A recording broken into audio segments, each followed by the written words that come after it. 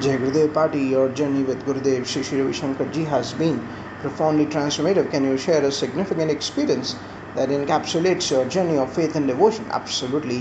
One of the most powerful stories of faith and the unconditional love of the Master happened when I moved to the German ashram from the United States. At the time, I had a very comfortable and luxurious lifestyle back in the US. I had no idea what living in an ashram would be like or what being a devotee to a guru entailed.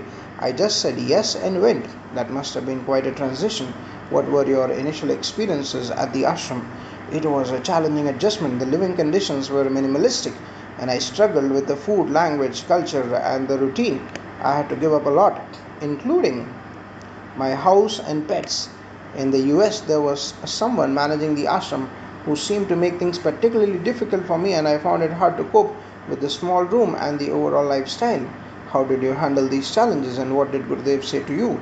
After 6 months of adjusting, Gurudev told me I could stay at the ashram for 6 months each year and choose any room I wanted. This was a significant moment for me. I was excited and thought I could create a small home within the ashram. But when I informed the ashram manager, he told me that Gurudev was playing a game with me and that I would not get the room I wanted. That must have been disheartening. How did you resolve this conflict?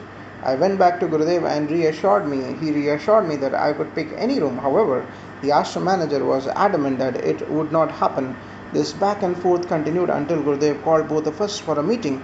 I was confident that the manager would be reprimanded, but instead Gurudev questioned my entitlement and reminded me of the humble life of a yogi. Eventually, I ended up back in my original tiny room.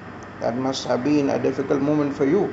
How did you feel and what did you do? I was devastated. I cried for hours, feeling like I had made a big mistake. I was ready to leave the ashram.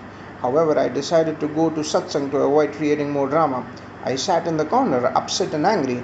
How did Gurudev respond during the satsang?